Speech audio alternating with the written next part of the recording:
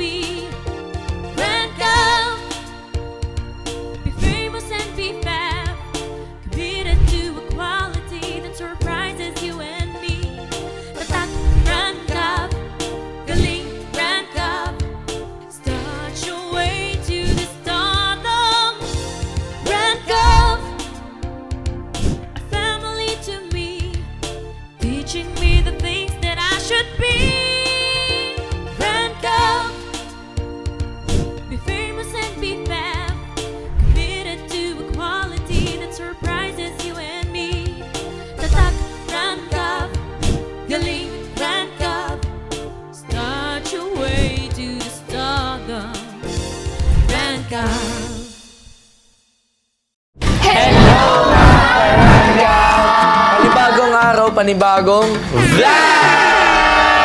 Yes guys, ngayon part 5 na ng Green Flag or Red Flag!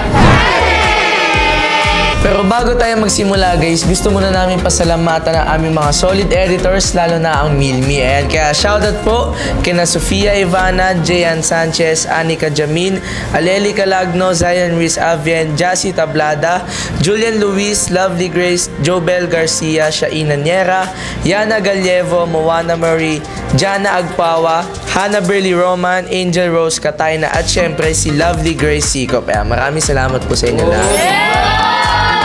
Hindi lang yan guys, shoutout din kay Arlon Perez, Rihanna May Acosta, Joshua Manuel, Shara Paradillo, Chloe Eunice, Newell Yukerisa, Mederlin Teves, Iska Buyayong, Althea May Magbanwa, Ashi Katikista, Nadia Isabel Caraig, Villarna Drain, Jahaira Masdarsa, Kian Joyce, Carla Villamor, Rosalyn Monte and Honey Bebs, Carla May Fabian. Maraming salamat po. At syempre, hindi rin namin kakalimutan i-shoutout ang mga solid editors ng Hana. Kaya shoutout kay Jassy Kim, Shane Malyari, Chanel Adahar, Kit Ashley Liagono, John Daryl Galindon, Kara May Andaya, April Gasis, Cathy CB, Marlene Rosales, Regine Puyong, Lexa Menosiliado, Natalie Rose Sumait, Lynn Palad, Jermina Di Maguel, Adi Medina, Christian at Melissa Di Marucot. Siyempre, shoutout din kay Rhea Alvarez, Hena Hasim, Norin Mitzi, Charlene Balaba, Roslyn Faustino, Nicole Morales, Shaina Bagadyong, Cara May Rivas, Takay Raisel, Cyril Peña, Kim Charlotte, Sherina Faye Mendoza, Jeneline Omilia, Leslie, Lizelle Chloe, and Janea Pacho. Sa shoutout ko naman ang solid supporters and editors ng Chelsea. Kaya shoutout sa'yo, Rick Shanley, Angel Galardo, Zulaika Salik, Charity Faith, Lizelle De La Cruz, Princess Canyares, and Alexa. At syempre, shoutout na rin kay Apple Jean, Sia, Princess Rafa, Andrea Lawrence, Jenna May Garcido. At syempre, shoutout ko din ang solid supporters ng Endra, si Gabriela Daguoy and Aya Mendez. At syempre, shoutout din sa inyo, Rhea Alvarez and Eden Faith Flores. At syempre, shoutout nga din po pala sa solid supporters ng Klazumi. Shoutout nga po pala kay Crizel Grace. At also kay JB Mercado. Ano pa bang inaantay natin? Simulan na natin ang part 5 ng Green Flag or Red Flag Challenge! At dahil dyan guys, ang una nating isasalang ay ang di papakabog na Chelsea na si Angel at si Cassie.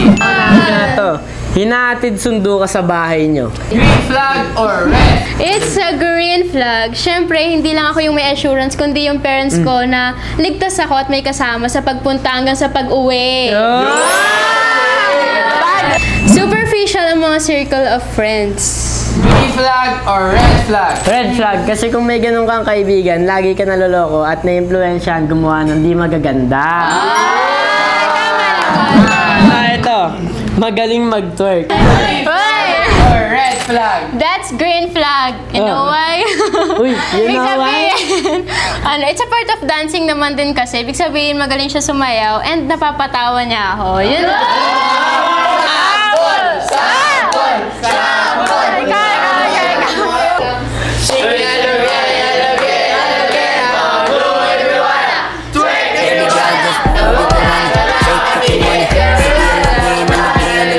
Mahilig sa classic song. Green flag or red flag? Green flag, kasi masarap pakinggan yung mga classic songs and yun rin yung mga gusto ko. Siyempre, magmamatch sa akin yun, diba?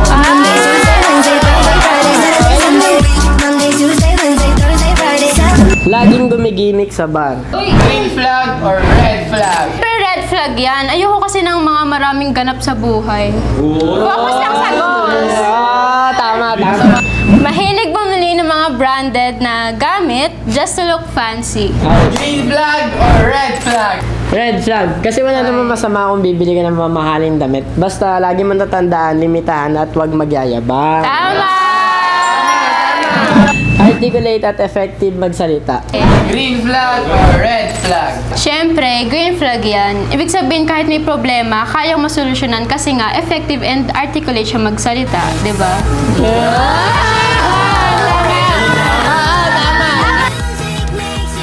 Matured kausap and very practical ang decision in life. Green flag or red flag? Green flag, kasi yung mga ganyan babae is independent woman and may paki sa future parang si Angel.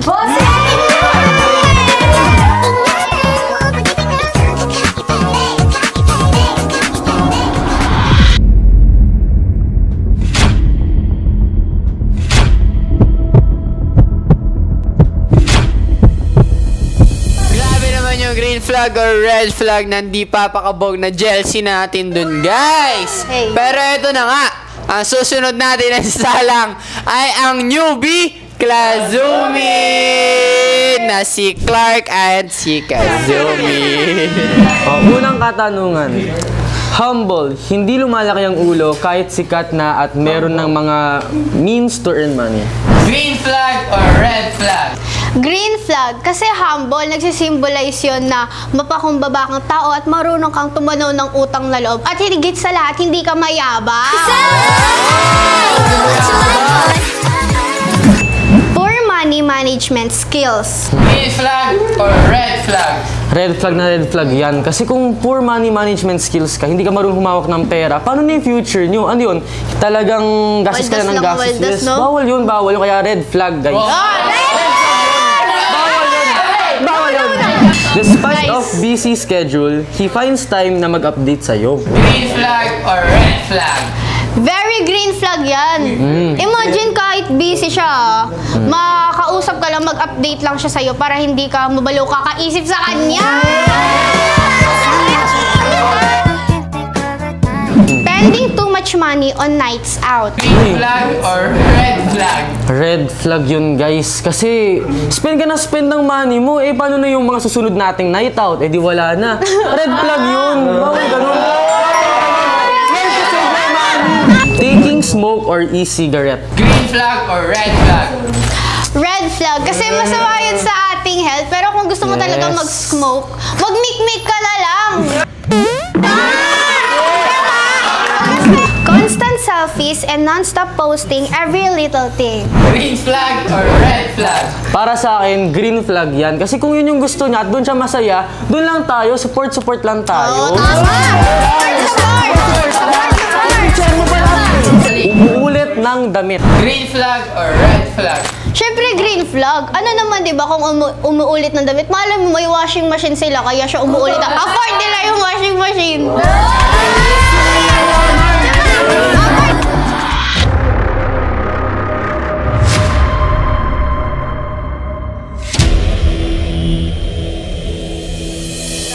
naman yung green flag or red flag ng newbie Klazumi.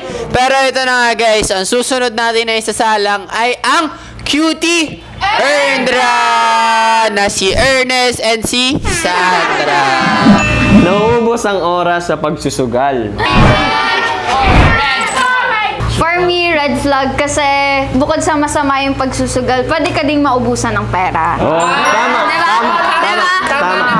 Marunong sa gawaing bahay, kayang maglinis ng sariling kwarto.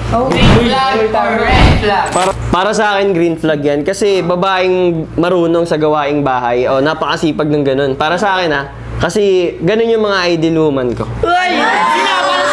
Parang ikaw, di ba?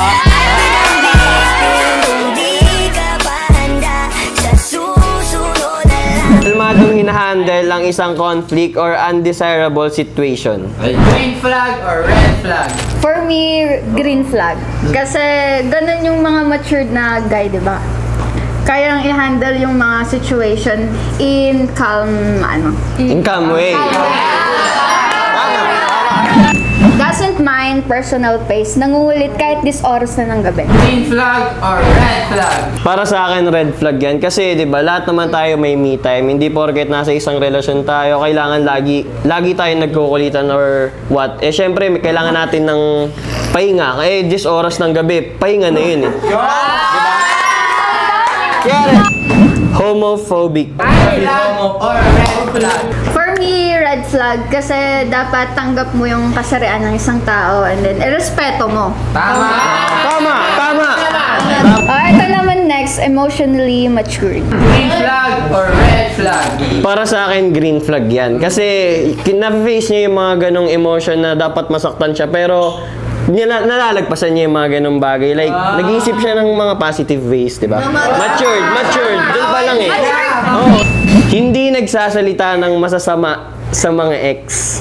Green flag or red flag? For me, green flag kasi pass is pass. And syempre, may pinagsamahan din naman kami, di ba?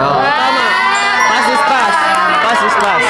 Responsible sa pag-handle ng money. Green flag or red flag? Para sa akin is napaka-green flag niyang tao. Kasi, di ba, naiisip niya kung para saan gagastusin. Iniisip niya yung yung mga needs kesa sa wants, di ba? Na-handle niya yung mga perang para sa future purposes.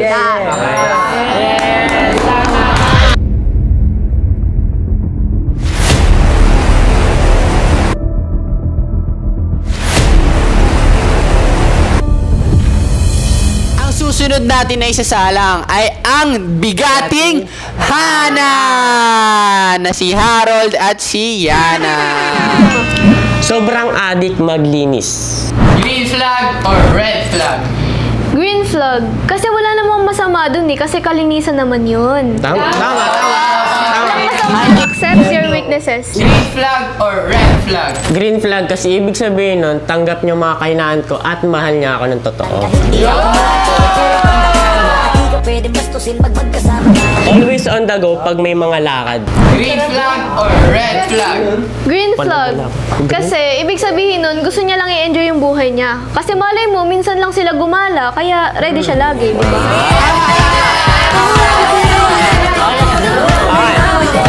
Treats people with the same respect you treat them with. Green flag or red flag?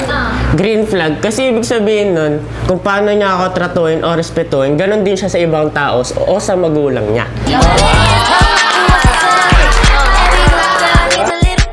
Laking marunong mag-makeup. Green flag or red flag? Green flag kasi wala namang masama kung marunong yung lalaki mag-makeup, di ba? Kasi talent yun eh.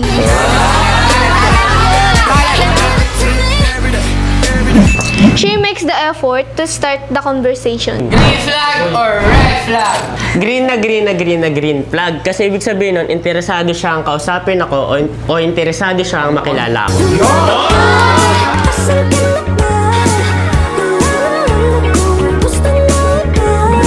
Sumasagot lang kapag kinakausap mo. Green flag or red flag?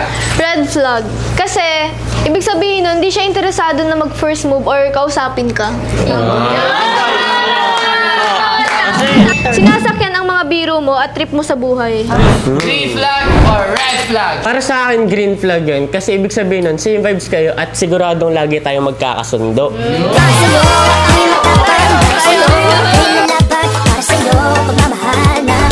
Grabe naman yung green flag or red flag ng bigating Hana natin dun, guys. Pero ito na nga, ang huli nating isasalang ay ang pangmalakasang Milmi na si Miles at si Mitch. Pero teka lang, guys, bago ang lahat, di ba, kanina pa natin sila napapansin na parang, alam naman natin na hindi sila okay.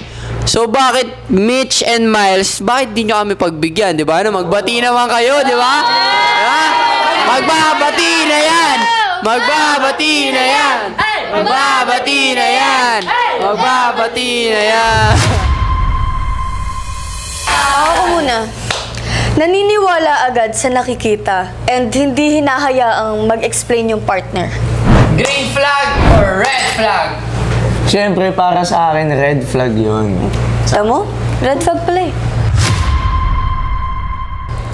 Wait lang, pakinggan mo muna yung sagot ko. Sige. Red flag yun kasi syempre mali yung naniniwala kagad tayo sa nakikita natin, yung nagtatamang hinala tayo. Kasi syempre lagi natin tatandaan, communication is the key. Yun ang daan para maging maayos ang lahat. Kaya red flag. O yun naman pala eh. Di sana yun na yung ginawa mo nung nakaraan.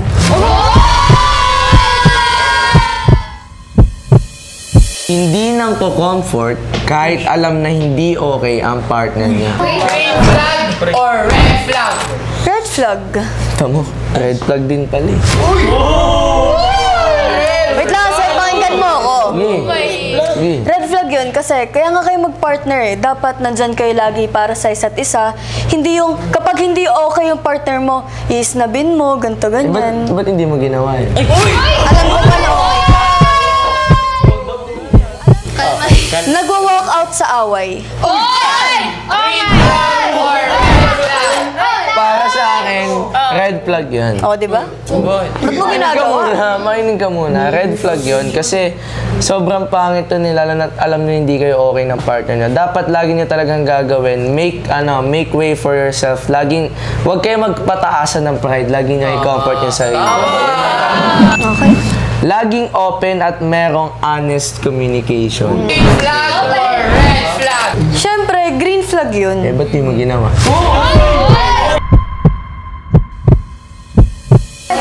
Wait lang! Alam mo ba yung totoo? Alam mo ito. Sineset aside yung pride para makipag-ayos. Green flag or red flag? Green flag nun. Kasi kapag ginagawa yun ng partner mo, ibig sabihin, ayaw niyang mas sumala yung problem niyo at gusto niya magkaroon ng healthy relationship. Eh di sana, yun ang ginawa mo, umpisa pa lang. Tama naman. Okay, ako naman. Admits mistake. Green flag or red flag? Ayun guys, napaka-green flag nun kasi lalo na pag nasa relationship ka, kailangan marunong ka mag-admit ng mga mistakes mo para mas maging healthy yung relationship. Ba't nang nag-walk out ako, di ka nag-sorry?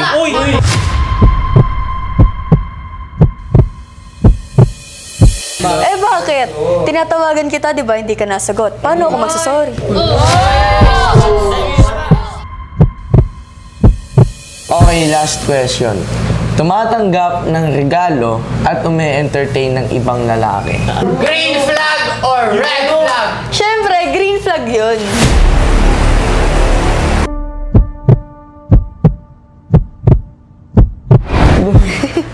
Ba't ka natawa? Tapos green flag pa sagot mo. Tara! Ayaw Tara! yun. Tara! Ha? Tara dun, usap tayo. Usap!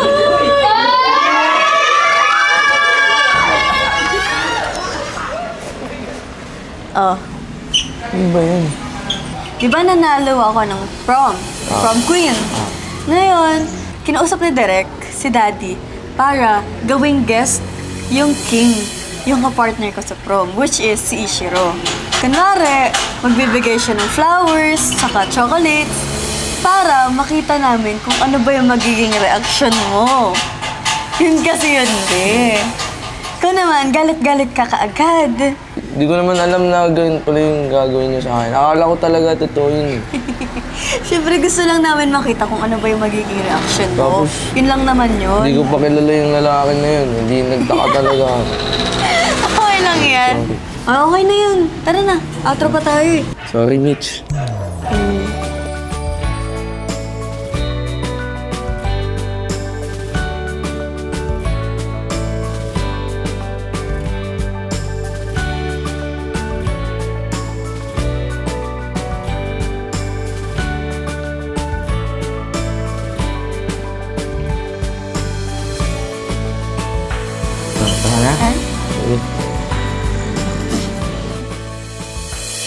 So guys, dito na po nagtatapos ang part 5 ng Green Flag or Red Flag Challenge! Kaya naman hindi muna namin kakalimutan magpasalamat sa aming mga sponsors. Unang-una na po dyan ang UPHSD Molino Campus. At syempre gusto lang namin magpasalamat sa nag-aalaga ng aming hair, Arma Salon. Thank you so much din po, Angels Aesthetic and Wellness Center. Na located at sa Cavite. Papasalamat din kami sa nag-aalaga ng aming face and skin, ang DRM Face and Skin Clinic. Na located sa Imus at Makati. And thank you so much din po sa nagdadamit sa akin ng Honest Closet. You can visit their Instagram and TikTok account. Siyempre, nagpapasalamat din kami sa pangmalakasang internet namin na ang And thank you nga po pala sa walang sawang pagmamahal at suporta.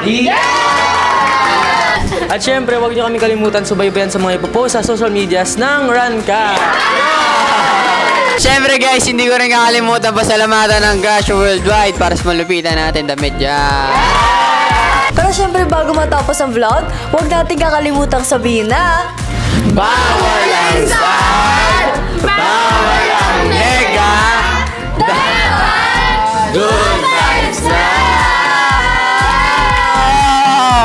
Para tuloy-tuloy ang good vibes guys, huwag nyo kakalimutan i-click ang subscribe button at i-hit na rin ang notification bell para updated kayo sa mga vlogs ng Rancav. Hanggang sa muli guys! Bye!